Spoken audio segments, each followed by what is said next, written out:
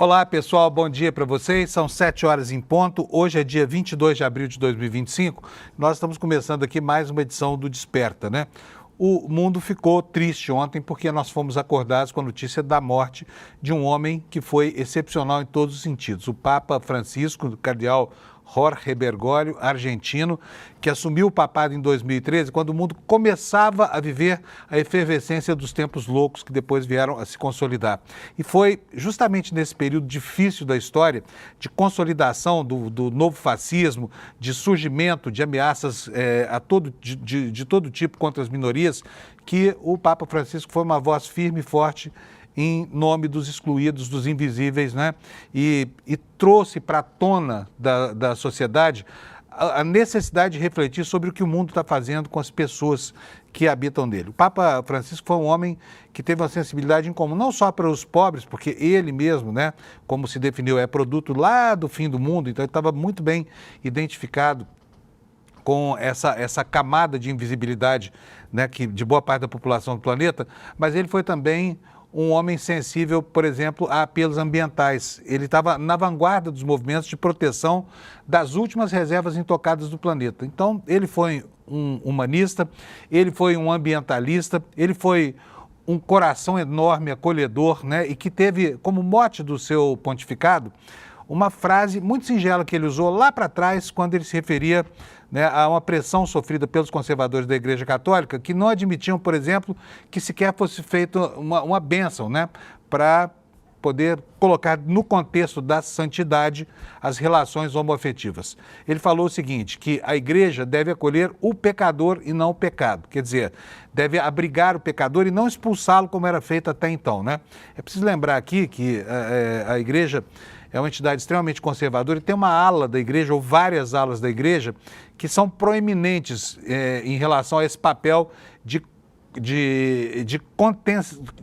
contenção do atraso cultural, né? A Igreja, na Idade Média, ela durante 1000 anos impediu que o mundo avançasse, que as ciências avançassem, que a filosofia avançasse, e tem muita gente que acha que o papel dela é esse mesmo, porque os homens, quando ficam muito sábios, começam a tirar de Deus e colocar no reino humano, né, os desígnios que controlam, que regem a vida do planeta. Então tá aí, o Papa Francisco foi um homem realmente grande, assumiu o papado numa época muito difícil, ele foi uma pessoa muito atenta aos problemas de comunicação, transformou-se, né, num emblema para aquilo que ele queria comunicar e vai fazer muita falta para o mundo. O velório dele vai ser no sábado. Já se especula muito, e a gente pode ver que na imprensa do mundo essas especulações são generalizadas, sobre quem será o sucessor de Francisco. Por quê?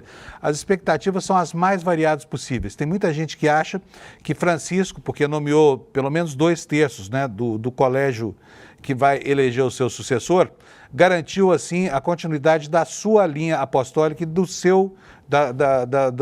seus desígnios políticos, né?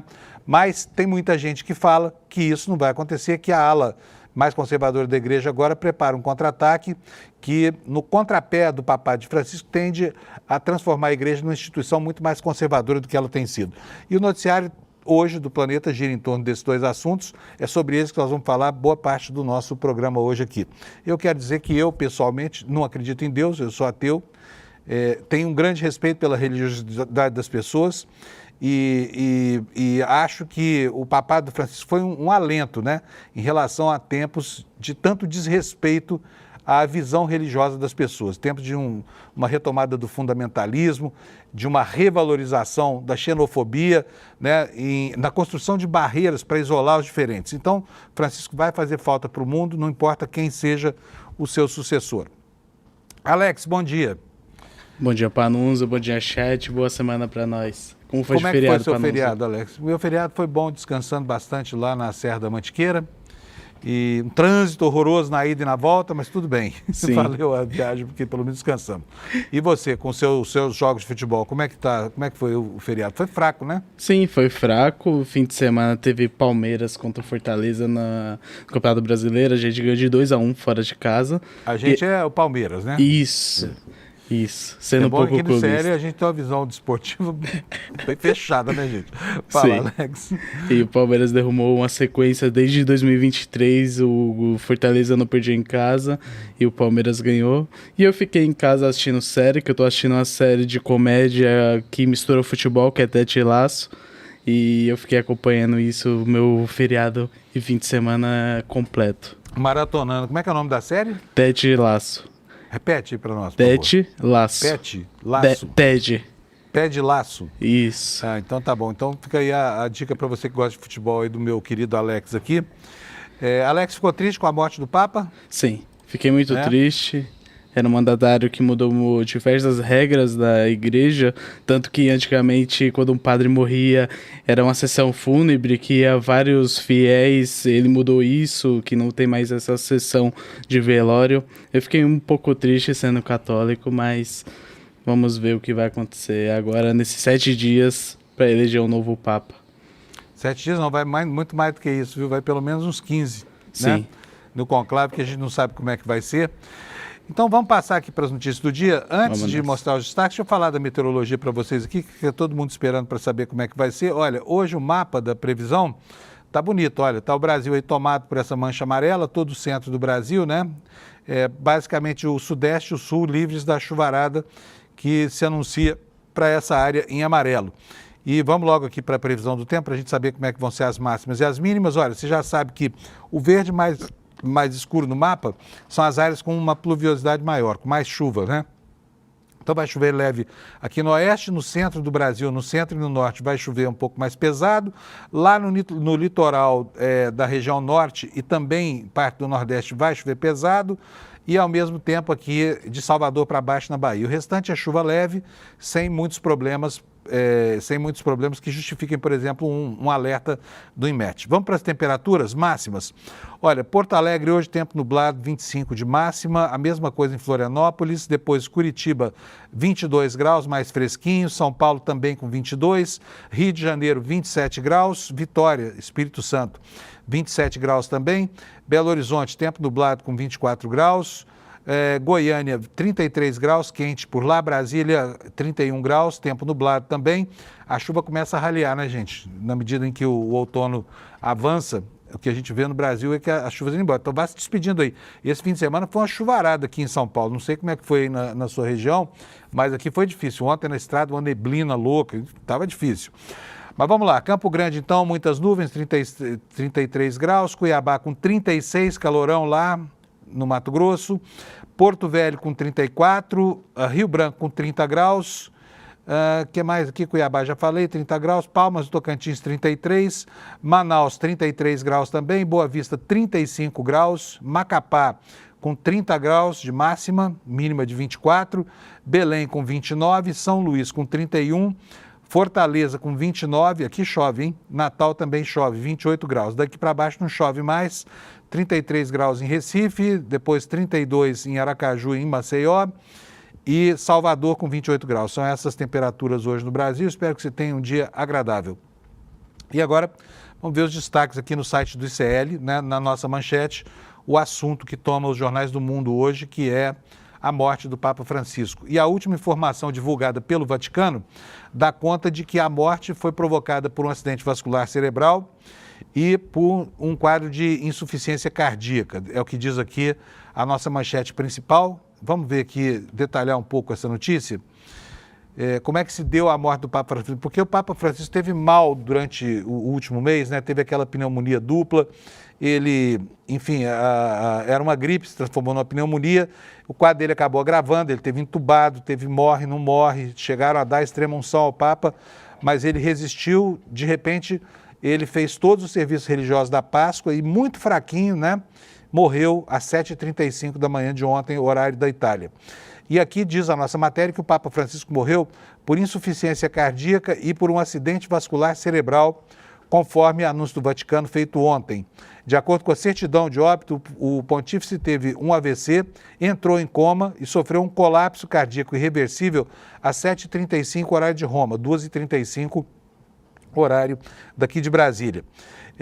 A matéria explica que esse quadro foi agravado por uma pneumonia bilateral por bronquiectasia, bronquiectasias múltiplas hipertensas. Você sabe o que é bronquiectasia? Eu não sei o que é, mas eu vou procurar saber aqui, até para te informar, né? Nós que não somos médicos.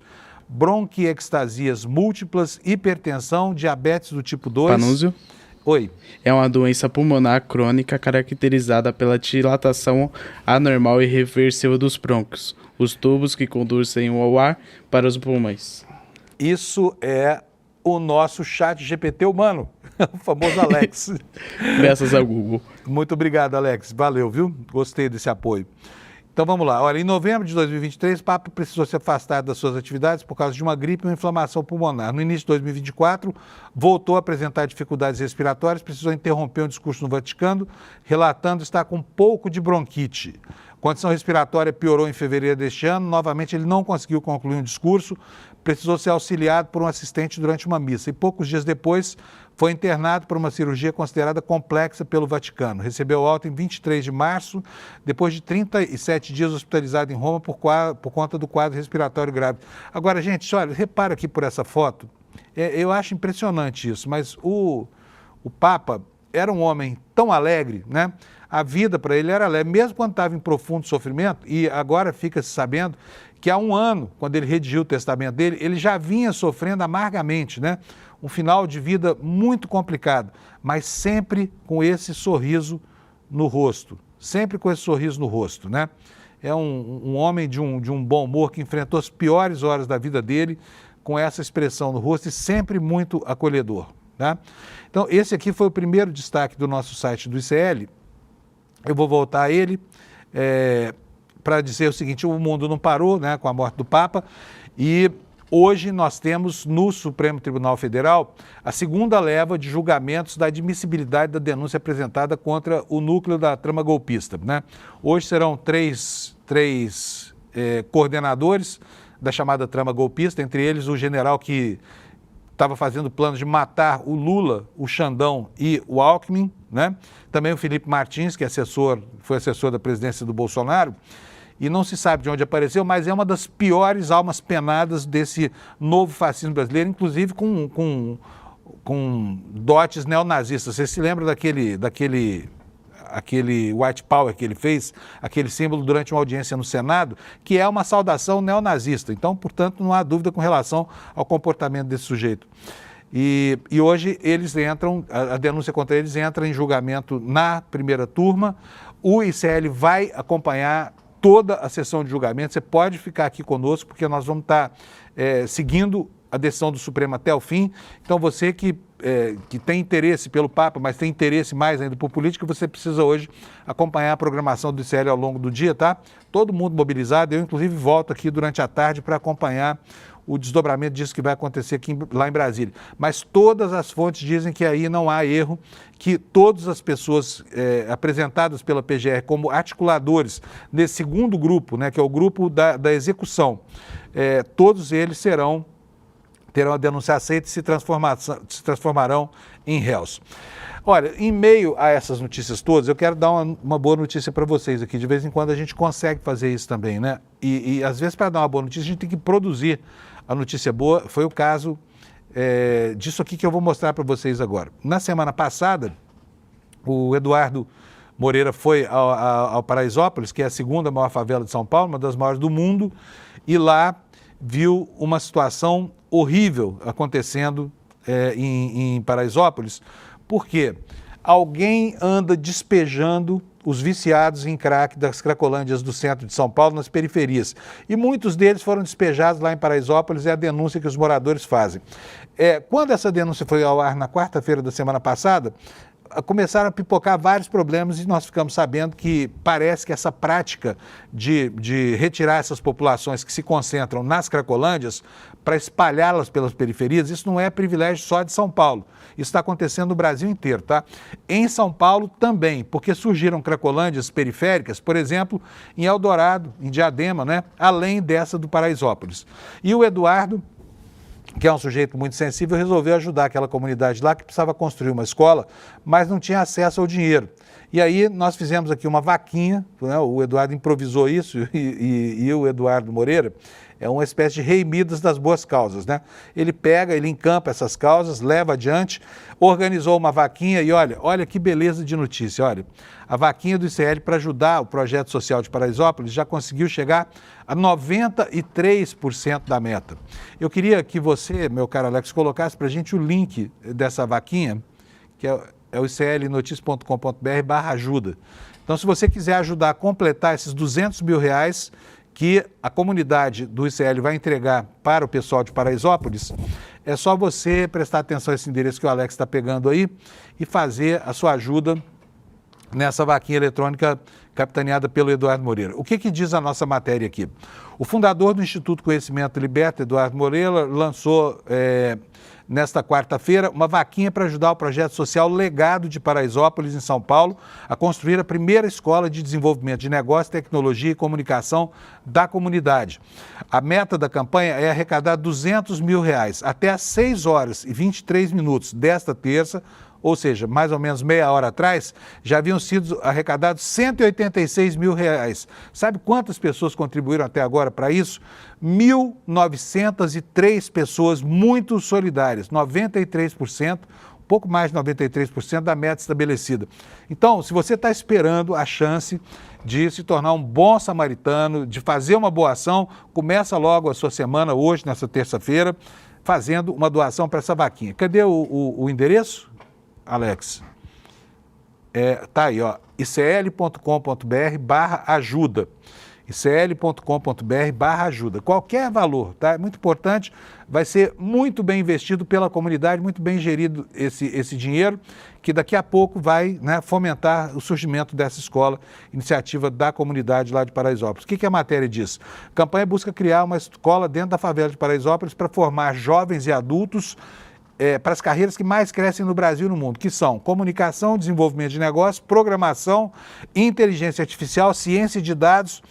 Tudo isso deve estar acessível para quem vive nas periferias, diz o Eduardo Moreira.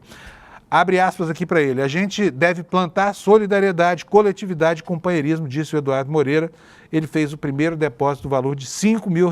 Então está aí a chance para você de começar a sua semana com uma boa ação. Acabou? Chegamos? Atingimos já?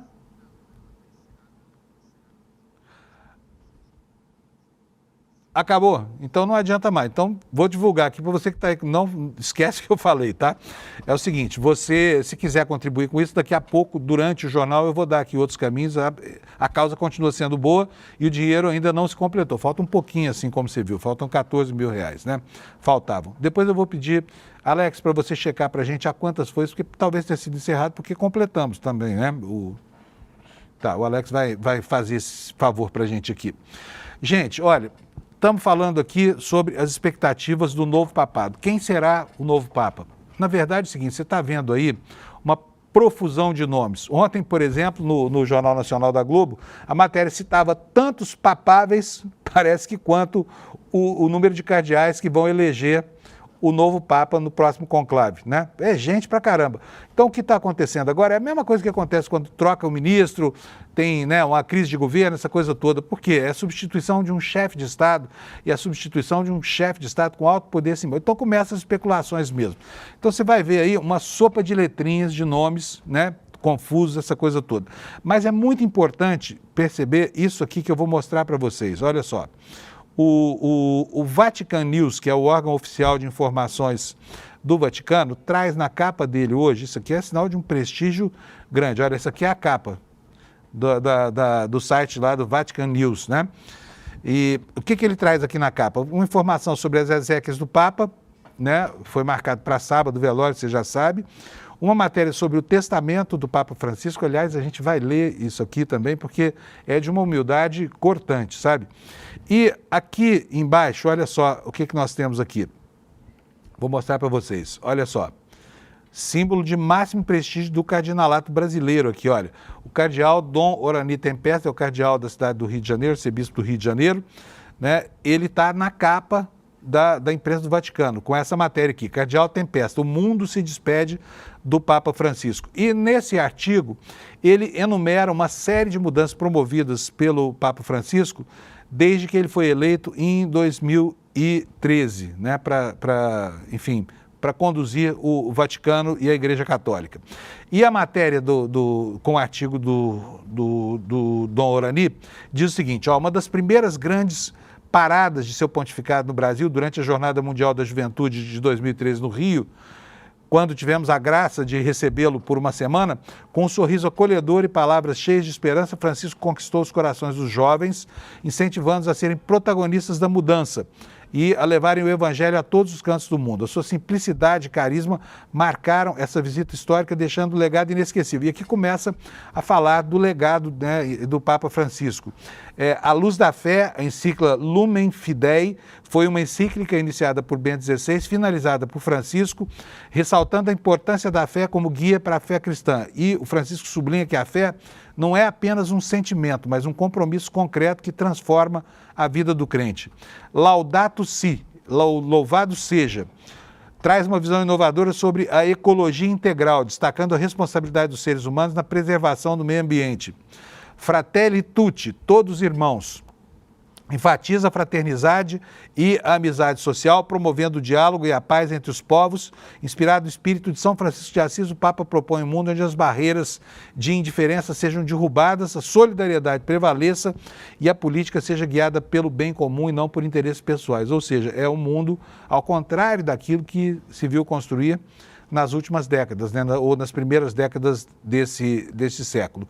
E continua aqui o Dom Orani, relembrando aqui a doutrina desse pontificado, com a encíclica Dilexit Nos, Ele nos amou. Essa encíclica destaca a centralidade do coração de Jesus como fonte de amor, missão para a igreja e o mundo. E, além disso, houve outras reformas, principalmente no campo do direito canônico, né?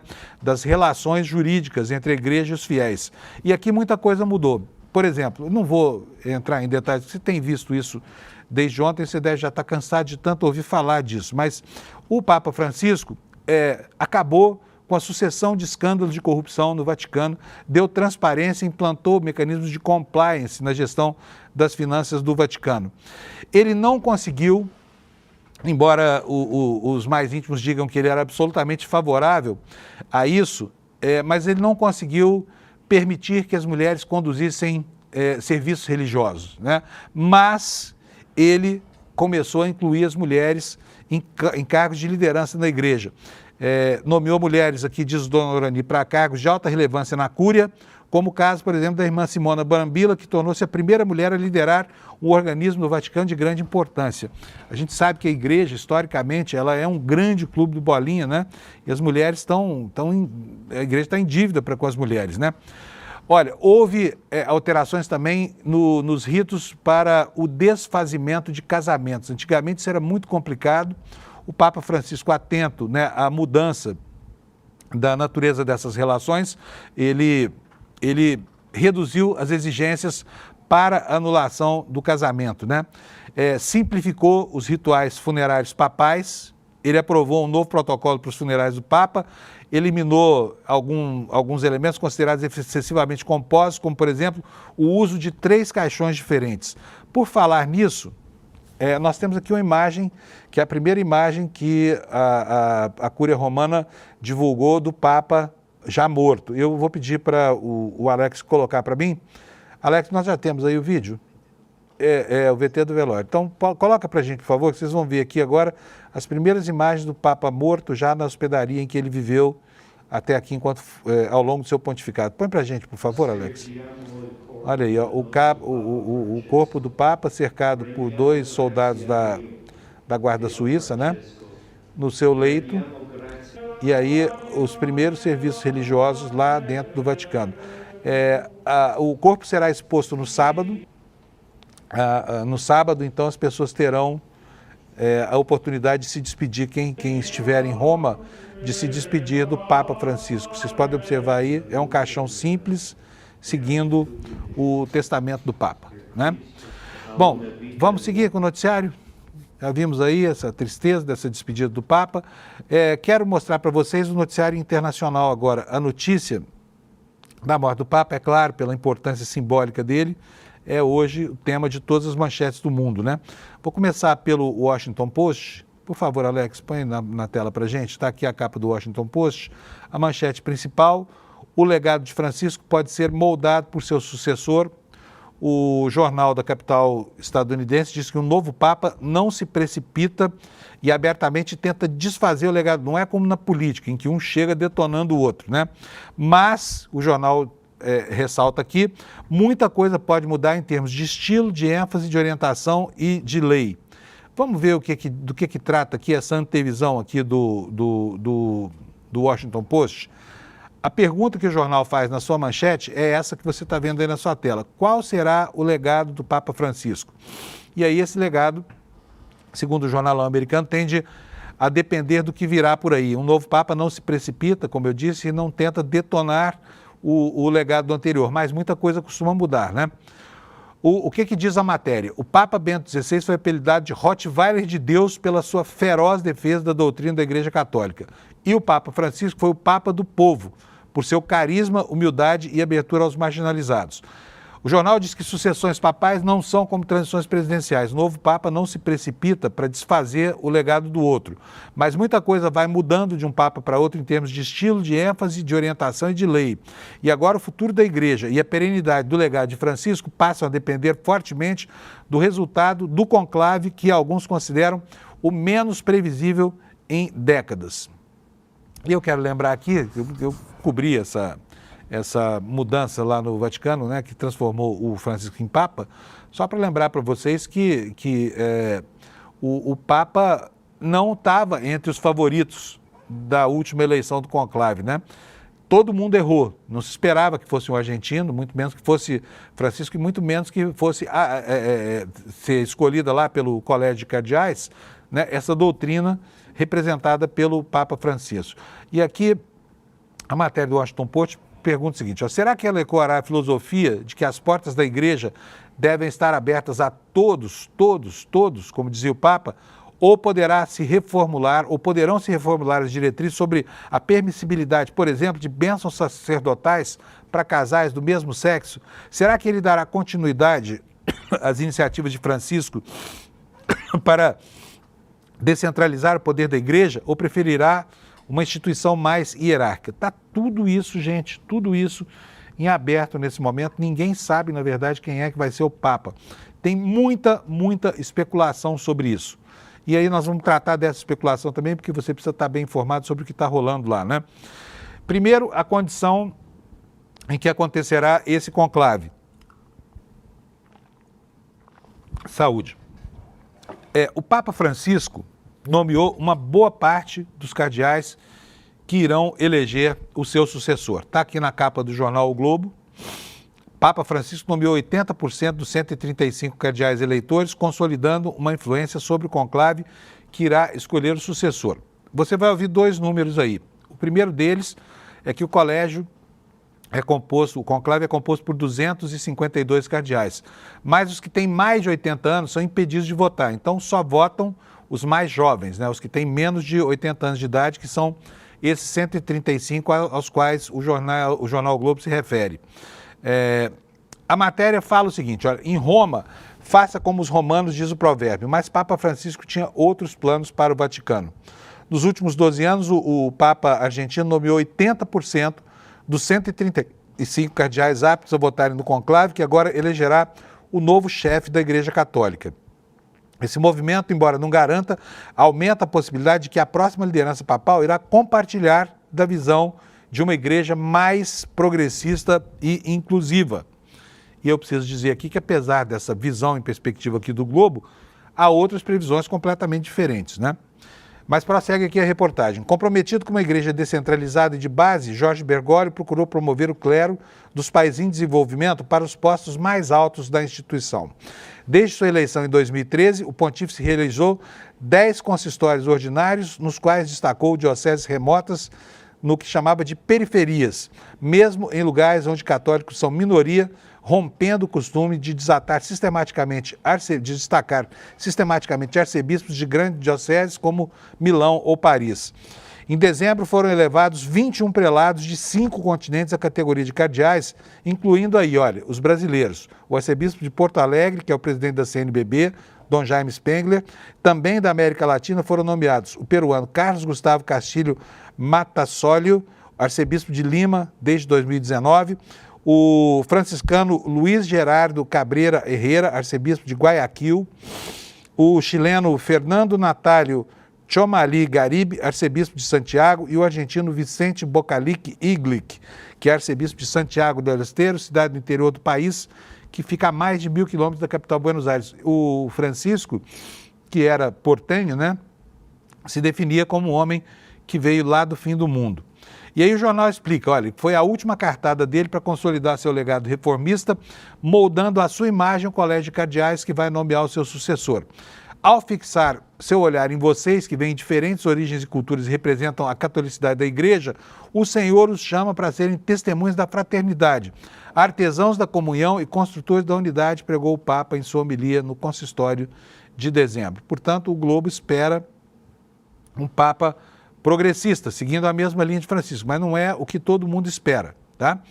Vamos dar uma olhadinha aqui na capa do New York Times, também dos Estados Unidos. A gente já viu o The Washington Post, agora estamos no New York Times.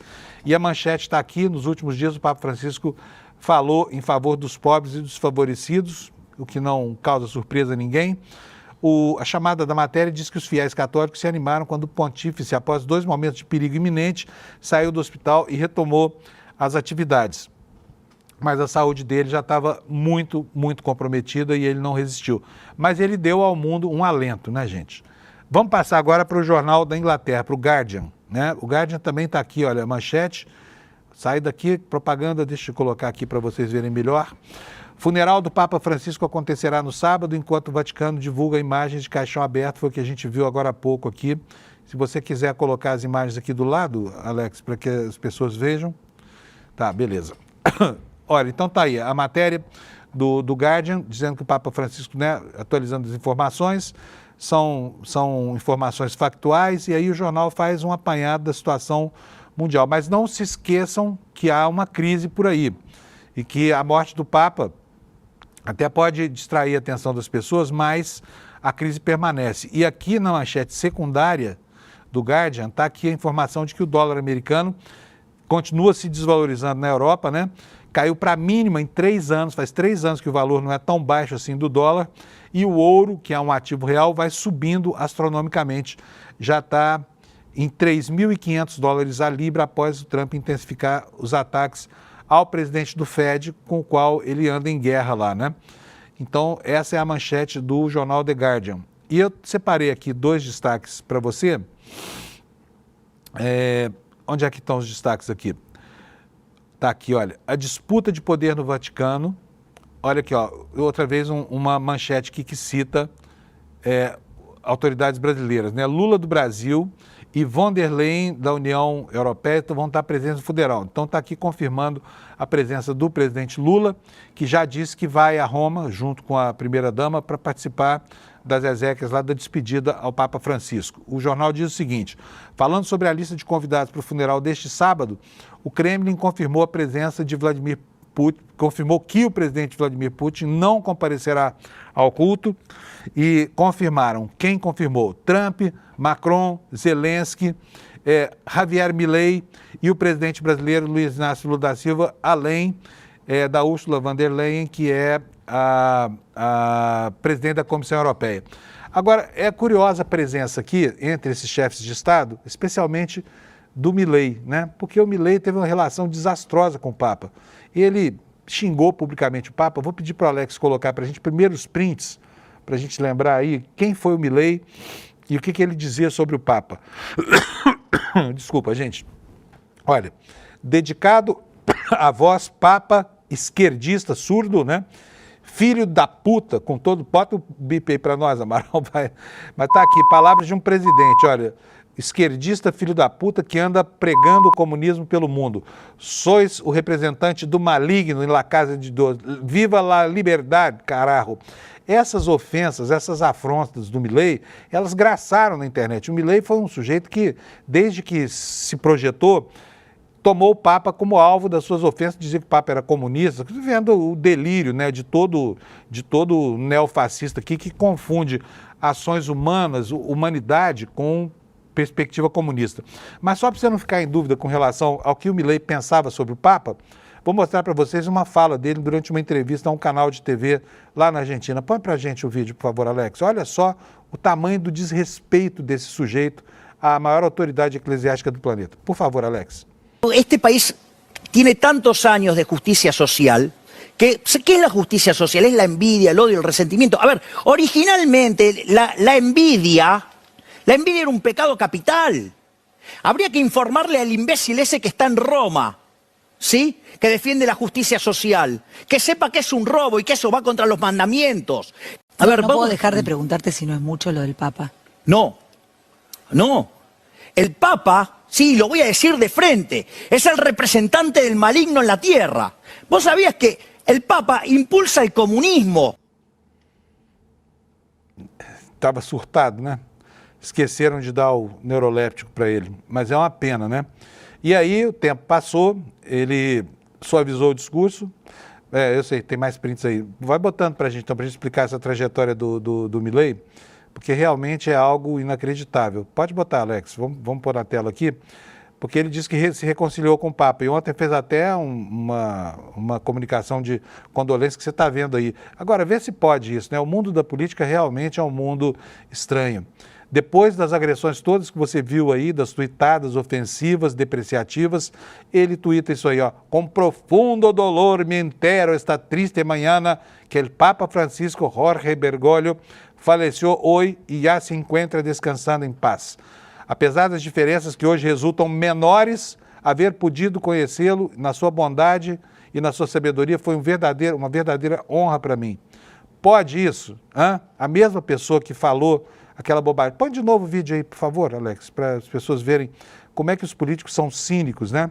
E como é que eles são hipócritas quando veem que algo que é comovente para boa parte da humanidade os coloca numa situação ruim, né? Porque são do outro lado. Põe aí para a gente, depois a gente vai ver o print novo. Este país tiene tantos años de justicia social que, ¿qué es la justicia social? Es la envidia, el odio, el resentimiento. A ver, originalmente la envidia era un pecado capital. Habría que informarle al imbécil ese que está en Roma, ¿sí? Que defiende la justicia social, que sepa que es un robo y que eso va contra los mandamientos. A ver, no puedo dejar de preguntarte si no es mucho lo del Papa. No. El Papa, sí, lo voy a decir de frente, es el representante del maligno en la tierra. ¿Vos sabías que el Papa impulsa el comunismo? É um doente mental mesmo, né? Fala sério. Põe de novo o Twitter dele aí. Falou essa bobajada toda e aí vem, meu Deus do céu, estou tão comovido, a sabedoria do Papa. Põe aí para nós, dedico ao Papa de esquerda, filho de não sei quem, que anda pregando o comunismo por o mundo. Sois o representante del maligno, la casa de Deus. Agora põe o outro, fazendo favor. Agora, não, próximo, aquele em que ele se retrata, que fala, tive muita honra. Aí, com profunda dor, fico sabendo dessa triste manhã que o Papa Francisco Jorge Bergoglio faleceu hoje e se encontra descansando em paz, apesar de diferenças que resultam menores. Chamar o cara de idiota, né? Chamar de representante do maligno na terra, aí diz o seguinte, apesar das diferenças que são menores hoje, haver podido conhecê-lo na sua bondade e sabedoria foi uma verdadeira honra para mim. Quem é Javier Milei? Esse homem de opiniões tão flexíveis, né? Capaz de palavras tão duras num determinado momento e depois de uma piedade de ocasião como essa que a gente viu aí. Vamos voltar aqui para as especulações em torno da corrida papal, se é que a gente pode falar desse jeito, né? E eu tenho aqui mais uma matéria do Guardian, que está hoje, a cobertura dele está espetacular aqui, fazendo algumas apostas. Mas saiba você que nada disso que você vai ver aqui digamos assim, tem um embasamento científico muito grande, porque são especulações que surgem num momento muito preliminar, e os nomes que estão aqui são mais ou menos óbvios, né? Então aqui, acostume-se aqui a ver esses rostos, provavelmente um deles será o próximo Papa. A gente sabe que o Bergoglio foi o primeiro Papa latino em toda a história da Igreja, né? Desde a sua criação lá no ano de 345 depois de Cristo. Então, esses rostos aqui, um deles pode ser o próximo Papa. Quem são? Vamos lá, vou falar. Pietro Parolin, esse primeiro aqui, Luiz Antônio Tali, Peter Turkson, depois aqui no meio, no meio da foto aqui. Peter Erdó, Matheus Zuppi e José Tolentino Calaca de Mendonça. Embaixo, Mário Gresch, Pier Battista Pizzaballa, Robert Sarla. Esses são os nomes mais cotados segundo o The Guardian, né? E o jornal assegura o seguinte, olha, prever o resultado do conclave papal altamente secreto é quase impossível, portanto a previsão que está fazendo aqui vale pouco, porque a surpresa manda, né, nessas reuniões para escolher o sucessor dos papas lá em Roma. É quase impossível saber, já que as posições dos cardeais mudam ao longo das votações e alguns tentam manipular o sistema para influenciar as chances dos candidatos favoritos ou dos menos favoritos. No último conclave, em 2013, poucos previam que o Jorge Mário Bergoglio seria eleito o Papa Francisco e no momento as especulações são sobre esses nomes aqui, que eu apresentei já. O Pietro Parolin, é italiano, esse aqui está bem cotado, candidato continuista moderado. Parolin era próximo de Francisco, é secretário de Estado do Vaticano desde 2023, desempenha um papel muito importante na orientação diplomática e nas negociações, por exemplo, com China e Companhia Limitada. Deixa eu tirar esse anúncio daqui, toda hora aparece. Vamos prosseguir aqui. Luiz Antônio Tali é o filipino, esse aqui aparece em todas as especulações. Ex-arcebispo de Manila, seria o primeiro papa asiático, a região com a população católica que mais cresce no mundo. Em certa época, ele foi considerado o sucessor preferido de Francisco e forte candidato à continuidade da agenda progressista. Só que, recentemente, ele parece ter caído em desuso. Sugeriu que a posição da Igreja Católica em relação a casais gays e divorciados é muito dura, mas se opôs ao direito ao aborto nas Filipinas. Esse é um candidato africano, Peter Turkson, de Gana. Turkson, segundo o jornal, seria o primeiro papa negro em séculos. Tem se manifestado abertamente sobre questões como a crise climática, pobreza e injustiça econômica, ao mesmo tempo em que afirma posições tradicionais da igreja sobre o sacerdócio, o casamento entre homem e mulher e a homossexualidade. No entanto, as opiniões dele sobre essa última, sobre a homossexualidade, se flexibilizaram e ele argumentou que as leis em muitos países africanos são muito severas. Ele se manifestou sobre corrupção e direitos humanos. Peter Erdó, húngaro, 72 anos de idade. Quem é? Candidato conservador de destaque, tem sido forte defensor dos ensinamentos da doutrina católica tradicional. Representaria um grande distanciamento da abordagem de Francisco. É amplamente considerado um grande intelecto e um homem culto. Então é um homem com o perfil do Papa anterior ao Papa Francisco, né? Matheus Zuppi, 69, italiano, também cotado em todas as bolsas de apostas. Nomeado cardeal por Francisco em 2019, considerado membro da ala progressista da igreja, espera-se que continue o legado de Francisco. José Tolentino Calaça de Mendonça, o português, 59 anos, outra aposta aqui que tem sido considerada pule de 10 aí no noticiário internacional. Tolentino é um dos mais jovens potenciais sucessores de Francisco, o que pode ser um ponto negativo para ele. Cardeais ambiciosos talvez não queiram esperar mais 20 ou 30 anos para ter uma chance a mais no cargo. Portanto, a juventude, nesse caso, pesa contra o candidato, né? Mário Gresch, 68 anos de idade, de Malta, era visto como tradicionalista, mas começou a adotar visões mais progressistas até a eleição de Francisco em 2013. Seus apoiadores argumentam que as mudanças de opinião demonstram capacidade de crescimento e transformação. Pier Battista Pizzaballa, que tem 60 anos, portanto é um garoto, né, lá na Itália. Desde 2020 ele é o patriarca latino de Jerusalém, desempenha um papel crucial em defesa da minoria cristã na Terra Santa.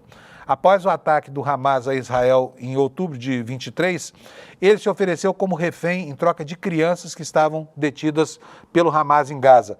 Visitou Gaza em maio de 2024, após meses de negociações. Espera-se que ele continue alguns dos aspectos da liderança de Francisco, mas ele fez poucas declarações públicas de questões controversas. E Robert Sarla, 79 anos, da Guiné, cardeal ortodoxo tradicional, que, segundo o observador do Vaticano, tentou se apresentar como uma autoridade paralela a Francisco. Em 2020, ele foi coautor de um livro com o então Papa Bento XVI em defesa do celibato clerical, visto como um desafio à autoridade de Francisco. Denunciou a ideologia de gênero como uma ameaça à sociedade e se manifestou contra o fundamentalismo islâmico. Assim como Turkson, ele pode fazer história como o primeiro Papa negro em século. Então estão aqui as apostas do jornal The Guardian, que é uma publicação muitíssimo bem informada, e eu vou passar agora para uma aposta que faz aqui o jornal O Globo no Brasil, né, para você entender direitinho que contexto isso acontece. O jornal pergunta aqui, olha, quem será o próximo Papa? E cita nas casas de apostas, né, os favoritos para essa disputa da sucessão do Papa Francisco.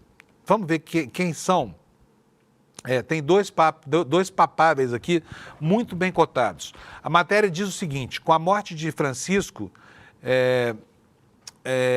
o Vaticano terá agora de escolher o sucessor do padre por meio de um conclave, que deve ocorrer dentro de 2 semanas. O rito ainda não começou, mas já há muitas especulações. E segundo o agregador Odds Checker, que é o agregador das casas de apostas, né, quem compara apostas de diferentes sites, o cardeal italiano Pietro Parolin, de 70 anos, é o favorito para assumir o posto de líder da Igreja Católica. Parolin é o atual secretário de Estado do Vaticano, que ocupa o segundo posto mais importante na hierarquia da Santa Sé.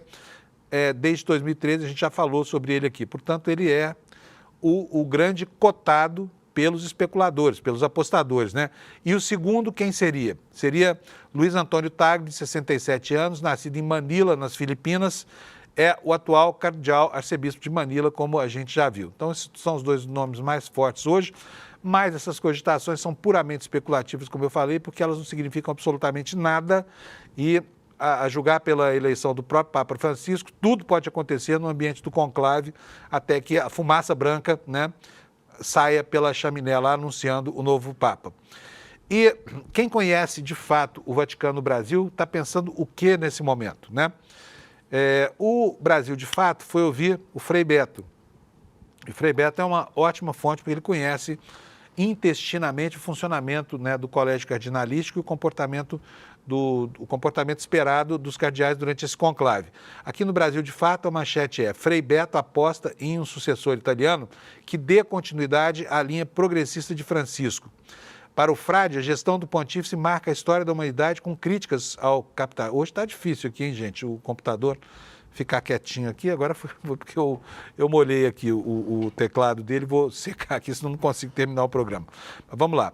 Conservadores e progressistas cardeais brasileiros se manifestam sobre... Não é isso aqui não que eu estava lendo. Deixa eu voltar aqui para a matéria do Frei Beto. Está aqui uma foto do Frei Beto com o Papa, né? E a matéria do Brasil, de fato, diz o seguinte, que o Frei Beto espera que o próximo Papa seja um cardeal italiano.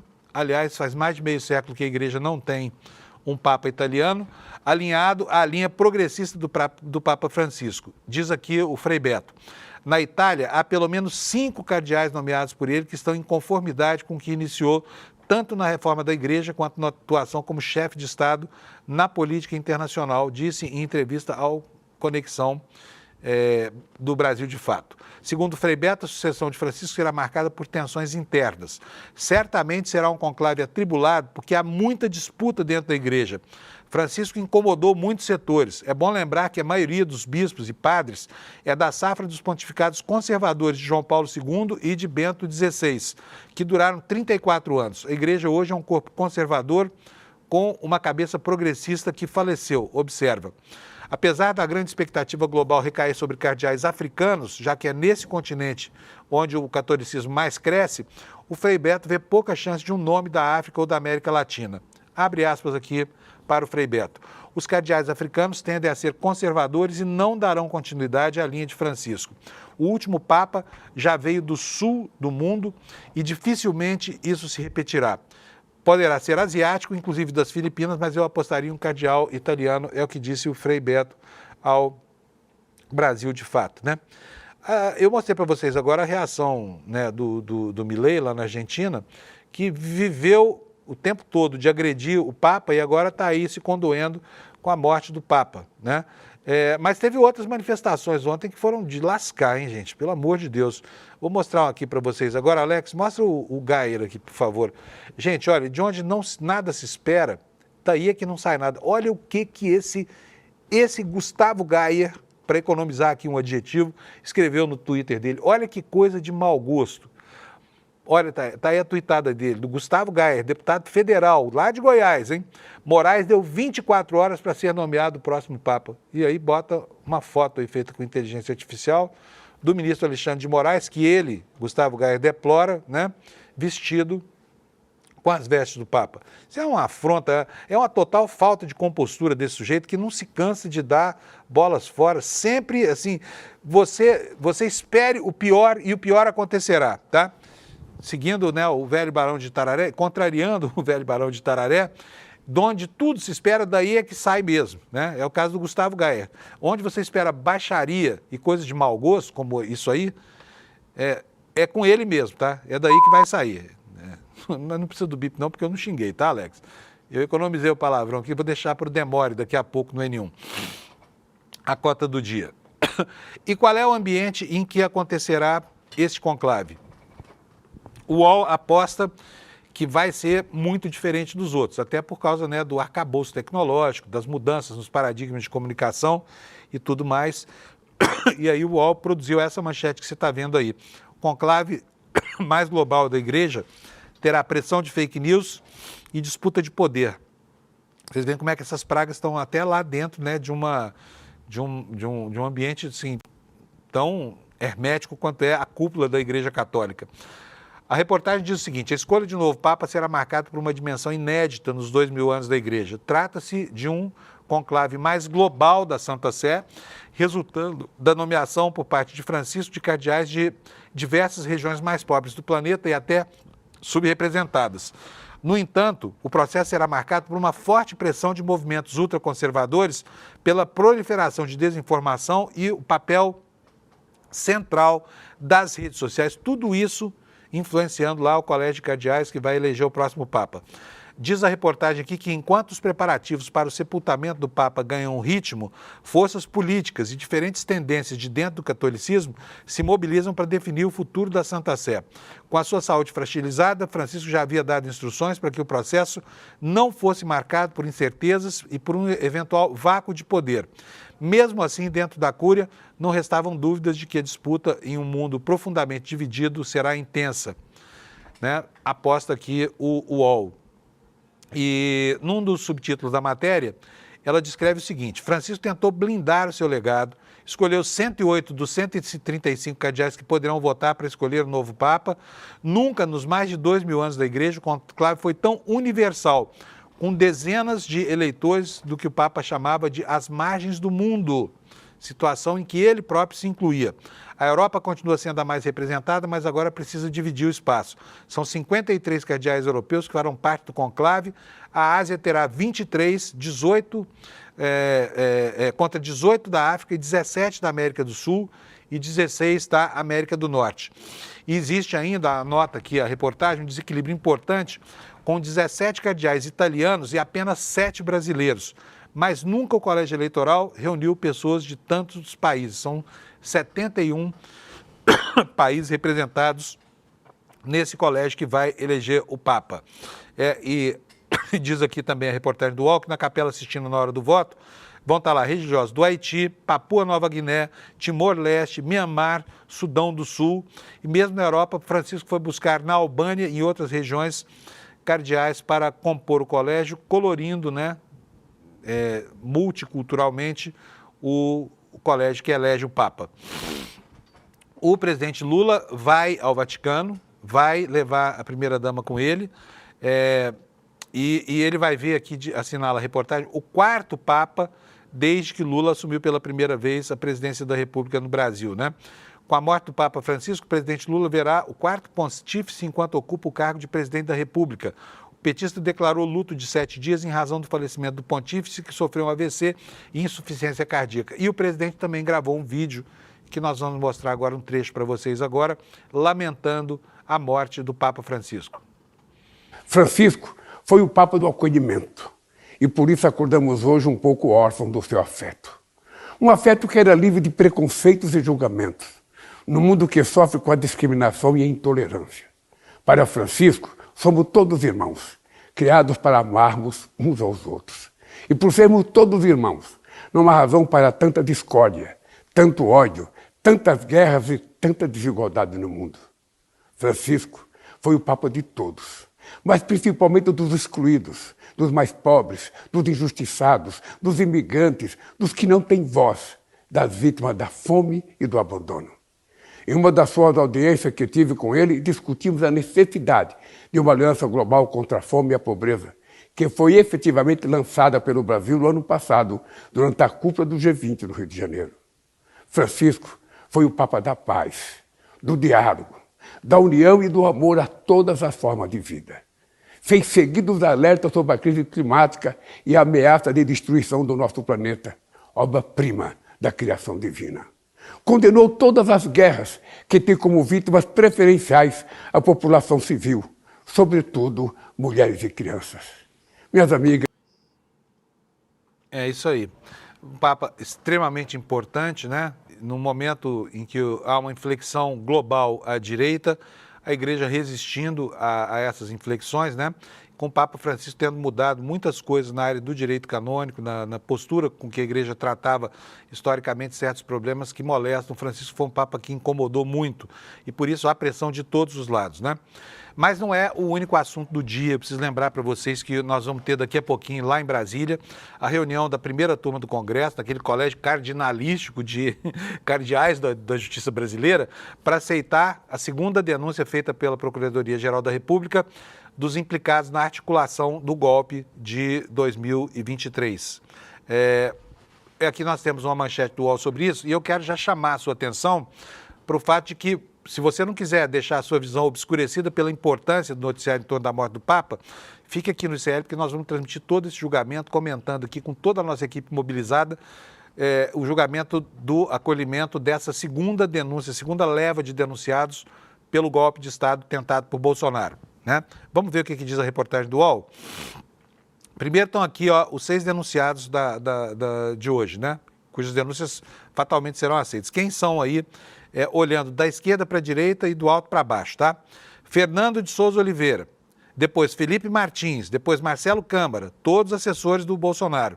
Depois o Silvinei Marques, que foi aquele chefe da Polícia Rodoviária Federal, que mobilizou tropas para impedir eleitores de votar. Mário Fernandes, o general encarregado da Operação Punhal Verde e Amarelo, e a Marília de Alencar, que foi braço direito do Ministério da Justiça e depois da Secretaria de Segurança Pública do Distrito Federal, quando houve a tentativa de golpe, né? E o que diz a reportagem aqui? A primeira turma do Supremo analisa a partir de hoje denúncia contra mais 6 acusados de tentativa de golpe de Estado para manter Bolsonaro no poder. Como eu já falei, estão aqui os nomes dos denunciados de hoje. São acusados por 5 crimes: tentativa de abolição violenta do Estado de Direito, tentativa de golpe de Estado, envolvimento em organização criminosa armada, dano qualificado, deterioração do patrimônio tombado. Em caso de condenação, a pena desses sujeitos pode chegar a 46 anos de prisão. Então você acompanha aqui no ICL o que acontecer hoje lá em Brasília, tá bom? Gente, agora quero, antes de encerrar, reiterar para vocês aqui um convite, né? O ICL está lançando no próximo dia 27 esse documentário que você vê aqui embaixo da tela, Folha Corrida. Você já pode fazer sua inscrição, porque isso aqui é extremamente importante. Esse documentário vai mostrar para a gente, com depoimentos e fatos inquestionáveis, como alguns jornalões brasileiros, no caso a Folha de São Paulo, como é que essas publicações foram além do seu papel de noticiar e além da distorção de tentar influenciar de maneira deletéria a opinião pública brasileira. Vai mostrar como a Folha se envolveu na seção de meios para que a ditadura militar brasileira pudesse operar a sua malha de crimes, né?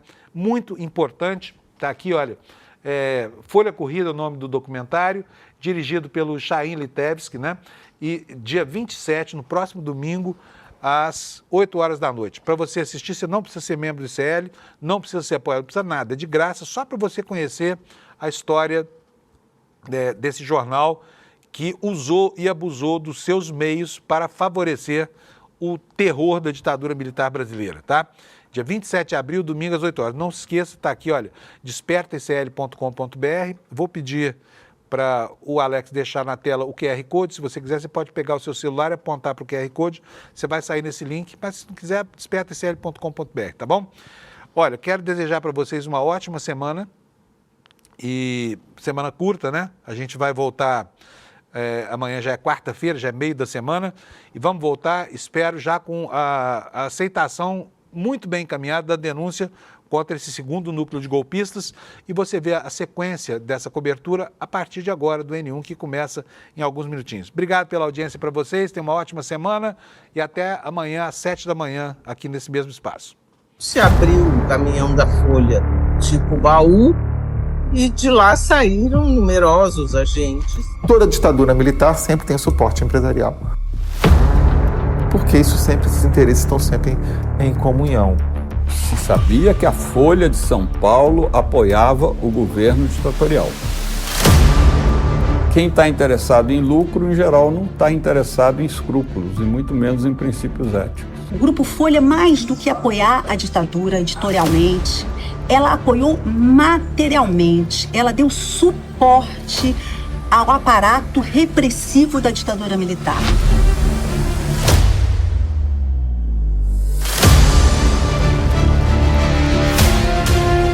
Era um jornal do doicode. Ninguém contou. Eles falavam ali pela linha editorial, pelo jeito como eles tratavam as notícias referentes à repressão política. O pessoal da polícia chegava e punha o revólver em cima da mesa.